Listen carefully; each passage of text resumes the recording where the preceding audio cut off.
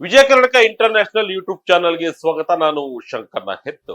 ಅಮೆರಿಕದ green card ಇಂಟರ್ವ್ಯೂಗೆ ಅಂತ ಕರೆದು ಏಕಾಏಕಿ ಕೈಗೆ ಕೋಳ ಹಾಕಿ ಐಸಿಇ ವಶಕ್ಕೆ ಪಡೆದಿರುವ ಘಟನೆಗಳು ಮೇಲಿಂದ ಮೇಲೆ ವರದಿಯಾಗುತ್ತಿವೆ.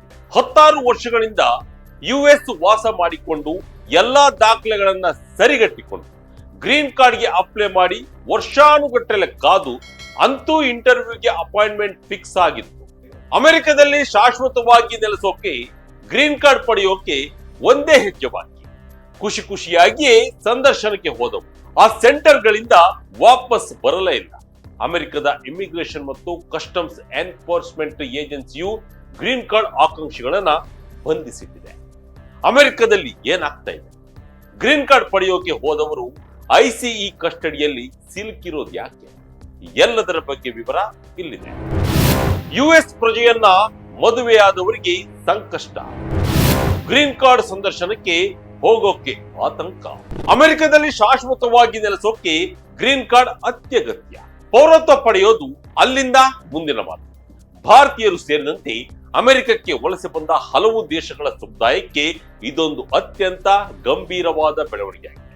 ಸಾಮಾನ್ಯವಾಗಿ ಗ್ರೀನ್ ಕಾರ್ಡ್ ಇಂಟರ್ವ್ಯೂ ಅಂದರೆ ಅದು ನಮ್ಮ ಜೀವನದ ಒಂದು ಪ್ರಮುಖ ಮೈಲಿಗಲ್ಲು. ಎಲ್ಲರೂ ಆ ಸಂದರ್ಶನಕ್ಕೆ ಅತ್ಯಂತ ಖುಷಿಯಿಂದಲೇ ಹೋಗ್ತಾರೆ.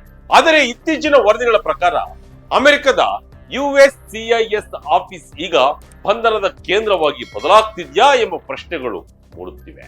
US immigration and customs enforcement ICE green card ಇಂಟರ್ವ್ಯೂಗೆ ಬಂದವರನ್ನ ಅಲ್ಲಿಯೇ ಅರೆಸ್ಟ್ ಮಾಡುತ್ತಿದೆ. ವಿಶೇಷವಾಗಿ ಯಾರು ವೀಸಾ ಅವಧಿ ಮುಗಿದ ಮೇಲೂ ಅಮೆರಿಕದಲ್ಲಿ ಉಳಿದುಕೊಂಡಿದ್ದಾರೋ ಮತ್ತು ಯುಎಸ್ ಪ್ರಜೆಯನ್ನ ಮದುವೆಯಾಗಿದ್ದಾರೋ ಅಂತವರನ್ನ ಟಾರ್ಗೆಟ್ ಮಾಡಲಾಗ್ತಿದೆ. ಯಾರಿಗೆ ಇದರಿಂದ ತೊಂದರೆ ಇದೆ, ಈ ಬೆಳವಣಿಗೆಗಳ ಬಗ್ಗೆ ಅಟಾರ್ನಿಗಳು ಕೊಡ್ತಿರುವ ಸಲಹೆ ಏನು ಅನ್ನೋದ್ರ ಬಗ್ಗೆ ಒಂದಿಷ್ಟು ವಿವರ ಇಲ್ಲಿದೆ. ಅಷ್ಟಕ್ಕೂ ಮೊದಲಿಗೆ ಏನಾಗ್ತಿದೆ ಅಂತ ಸರಿಯಾಗಿ ಅರ್ಥ ಮಾಡಿಕೊಳ್ಳೋಣ. ಅಮೆರಿಕದ ಸ್ಯಾನ್ ಡಿಯಾಗೋ ಭಾಗದಲ್ಲಿರುವ USCIS ಕಚೇರಿಗಳಲ್ಲಿ ಇಂತಹ ಘಟನೆಗಳು ಹೆಚ್ಚಾಗಿ ನಡೆಯುತ್ತಿರುವುದಾಗಿ ವರದಿಯಾಗಿದೆ. ಅಮೆರಿಕಕ್ಕೆ ವಲಸಿಗರು ಲೀಗಲ್ ಆಗಿ ಪ್ರವೇಶ ಪಡೆದರು. ತಮ್ಮ ವೀಸಾ ಅವಧಿ ಮುಗಿದ ನಂತರವೂ ಅಲ್ಲಿಯೇ ಉಳಿದುಕೊಳ್ಳುವವರ ಸಂಖ್ಯೆ ಜಾಸ್ತಿಯಾಗಿದೆ. ಅಂತವರು ಗ್ರೀನ್ ಕಾರ್ಡ್ ಇಂಟರ್ವ್ಯೂಗೆ ಹೋದಾಗ ICE ಅಧಿಕಾರಿಗಳು ಅಲ್ಲಿಗೆ ಬಂದು ಅರೆಸ್ಟ್ ಮಾಡುತ್ತಿದ್ದಾರೆ.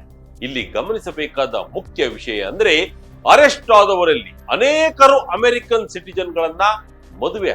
ಹಾಗೆ ಇವರ ಮೇಲೆ ಯಾವುದೇ ಕ್ರಿಮಿನಲ್ ರೆಕಾರ್ಡ್ಗಳು ಇಲ್ಲ. ಕೇವಲ ಔಟ್ ಆಫ್ ಸ್ಟೇಟಸ್ ವೀಸಾ ಅವಧಿ ಮೀರಿದೆ ಎಂಬ ಒಂದೇ ಒಂದು ಕಾರಣಕ್ಕೆ ಇಂಟರ್ವ್ಯೂ ರೂಮ್ಗಳಲ್ಲಿ ಬಂಧಿಸಲಾಗ್ತಿದೆ. ಇದು ವಲಸಿಗ ಸಮುದಾಯದಲ್ಲಿ ದೊಡ್ಡ ಆತಂಕವನ್ನ ತಂದೊಡ್ಡಿದೆ. ಕ್ರಿಮಿನಲ್ ಕೇಸ್ ಇಲ್ಲದಿದ್ರು ಅರೆಸ್ಟ್, ವೀಸಾ ಅವಧಿ ಮುಗಿದಿರೋರೇ ಟಾರ್ಗೆಟ್.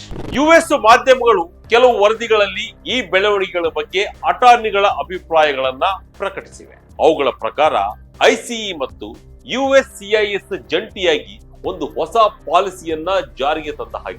ವೀಸಾ ಅವಧಿ ಮುಗಿದು ಸ್ಟೇಟಸ್ ಇಲ್ಲದವರು ಇಂಟರ್ವ್ಯೂಗೆ ಬಂದರೆ ಅವರನ್ನ ಅಲ್ಲೇ ಅರೆಸ್ಟ್ ಮಾಡಲಾಗುತ್ತಿದೆ. ಬಂಧನಕ್ಕೆ ಒಳಗಾಗಿರುವ ಅರ್ಜಿದಾರರಲ್ಲಿ ಬಹುತೇಕರಿಗೆ ಯಾವುದೇ ಕ್ರಿಮಿನಲ್ ಹಿನ್ನೆಲೆ ಇರಲಿಲ್ಲ. ಯಾರು ಕೂಡ ಈ ಹಿಂದೆ ಅರೆಸ್ಟ್ ಕೂಡ ಆಗಿರಲಿಲ್ಲ.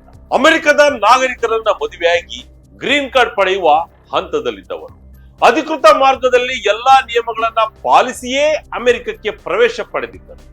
ವೀಸಾ ಕೂಡ ಸರಿಯಾಗಿಯೇ ಇತ್ತು.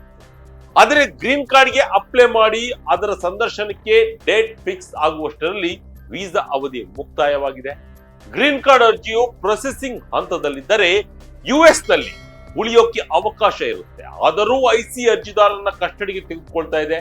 ICE ಏಜೆಂಟ್ಗಳು ಗ್ರೀನ್ ಕಾರ್ಡ್ ಇಂಟರ್ವ್ಯೂ ನಡೆಯುವಾಗ ರೂಮ್ಗೆ ನುಗ್ಗಿ ಎಲ್ಲರ ಮುಂದೆಯೇ ಕೆಲವರಿಗೆ ಕೋಳ ಹಾಕಿ ಅರೆಸ್ಟ್ ಮಾಡ್ತಿದ್ದಾರೆ. ಅಟಾರ್ನಿಗಳು ಇದನ್ನ ಅಮಾನವೀಯ ನಡೆ ಎಂದು ಟೀಕಿಸಿದ್ದಾರೆ. ಅಮೆರಿಕನ್ ಮಹಿಳೆಯನ್ನ ಮದುವೆಯಾಗಿರುವ ಜರ್ಮನಿಯ ವ್ಯಕ್ತಿಯನ್ನ ಅವರ ಹೆಂಡತಿಯ ಎದುರೇ ಬಂಧಿಸಿದ್ದಾರೆ. ಮಾಸ್ಕ್ ಹಾಕಿಕೊಂಡು ಬರುವ ICE ಏಜೆಂಟ್ಗಳು ಕೈಗೆ ಕೋಳ ಹಾಕಿ ಕರೆದೊಯ್ಯುತ್ತಿದ್ದಾರೆ. ಮತ್ತೊಂದು ಘಟನೆಯಲ್ಲಿ ಬ್ರಿಟನ್ ಮೂಲದ ಮಹಿಳೆಯನ್ನ ಮದುವೆಯಾಗಿರುವ ಅಮೆರಿಕನ್ ವ್ಯಕ್ತಿಯು ತಮ್ಮ ಹೆಂಡತಿಗೆ ಪ್ರೆಗ್ನೆನ್ಸಿಗೆ ಸಂಬಂಧಿಸಿದಂತೆ ಇರುವ ಅಪಾಯದ ಕಾರಣಕ್ಕೆ ದಂಪತಿಯು US ನಲ್ಲಿ ಉಳಿಯೋಕೆ ನಿರ್ಧರಿಸಿದರು. ಅಧಿಕಾರಿಗಳು ಹೇಳಿದಂತೆ ಎಲ್ಲಾ ನಿಯಮಗಳನ್ನ ಪಾಲಿಸಿದ್ದೆವು, ಎಲ್ಲಾ ಪ್ರಕ್ರಿಯೆಗಳು ಸರಿಯಾಗಿಯೇ ಇತ್ತು. ಆದರೂ ಇಂಟರ್ವ್ಯೂ ಟೈಮ್ನಲ್ಲಿ ಹೆಂಡತಿಯನ್ನ ಅರೆಸ್ಟ್ ಮಾಡಿದ್ದಾರೆ ಅಂತ ಸ್ಟೀಫನ್ ಕಣ್ಣೀರು ಹಾಕಿದ್ದಾರೆ. ಇಂತಹ ಘಟನೆ ಕ್ಯಾಲಿಫೋರ್ನಿಯಾದಲ್ಲಿ ಮಾತ್ರ.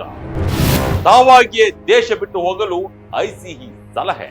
ಬಹುತೇಕ ಇಂಥ ಘಟನೆಗಳು ಕ್ಯಾಲಿಫೋರ್ನಿಯಾದ ಸ್ಯಾನ್ ಡಿಯೋಗದಲ್ಲಿರುವ ಅಮೆರಿಕದ ಪೌರತ್ವ ಮತ್ತು ವಲಸೆ ಸೇವೆಗಳ ಕೇಂದ್ರದಲ್ಲಿ ಹೆಚ್ಚಾಗಿ ಕಾಣಿಸುತ್ತಿದೆ.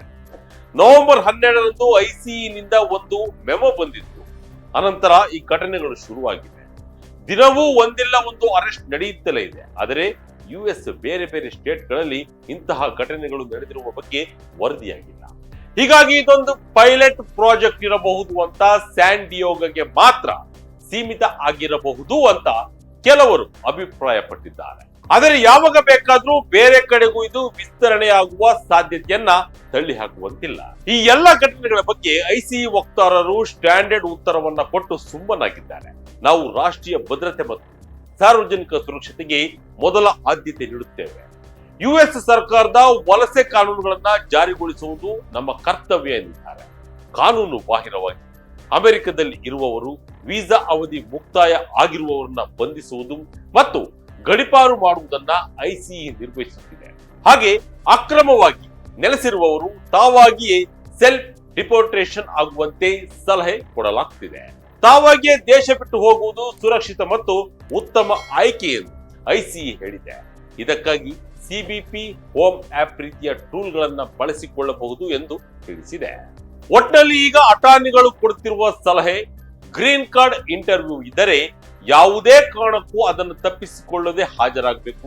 ಯಾಕೆಂದ್ರೆ ಸಂದರ್ಶನಕ್ಕೆ ಹೋಗದಿದ್ರೆ ನಿಮ್ಮ ಕೇಸ್ ಅಬಾಂಡನ್ ಆಗುತ್ತದೆ. ಆದರೆ ಇಂಟರ್ವ್ಯೂಗೆ ಹೋಗುವಾಗ ಮಾನಸಿಕವಾಗಿ ಮತ್ತು ಕಾನೂನಾತ್ಮಕವಾಗಿ ತಯಾರಿರ್ಬೇಕು. ಅಕಸ್ಮಾತ್ ಅರೆಸ್ಟ್ ಆದ್ರೂ ಮುಂದೆ ಏನು ಮಾಡಬೇಕು ಅನ್ನೋ ಪ್ಲಾನ್ ಮಾಡಿಕೊಂಡಿರ್ಬೇಕು.